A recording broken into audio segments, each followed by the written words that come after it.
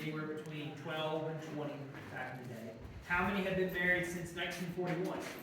Not a single one, I understand, right?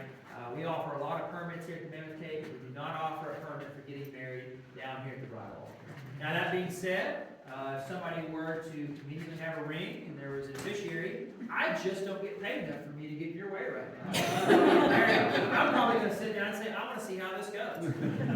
And you'd be shocked. There's some weird things that have happened to me. There was a tour that I led earlier this year, and there's probably 15 to 20 people on a historic, which is exceptionally small. And there was a young lady, she was about my age, about 6'3" in the back, couldn't really mistake her. And she was wearing Adidas shorts and a raincoat. We went into a section that is really small, fat man's misery and tall man's agony.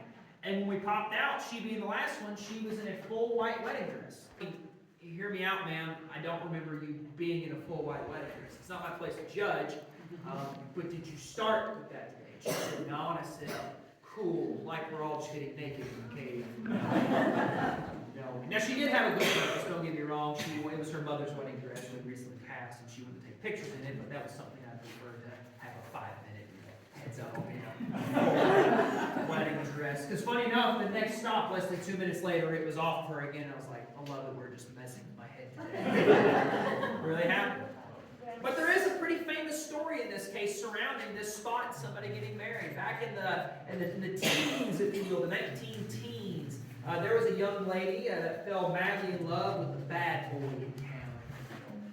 Dad was not in the picture, I don't think, and mother told me, never on my watch will you marry that boy. And she went on and on trying to convince her mother, saying, I want to marry this boy, he's loving my life. And she said, I'm sorry. You live under my roof, under while I'm alive, you will never marry that man on the face of this earth.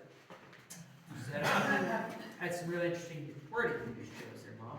So what does she do?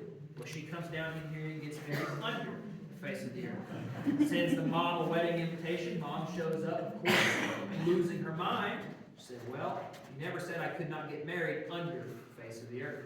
Now, people have doubted this claim, and of course some of the other claims of weddings around, as photos really weren't as big back in the day when these were happening, but we do have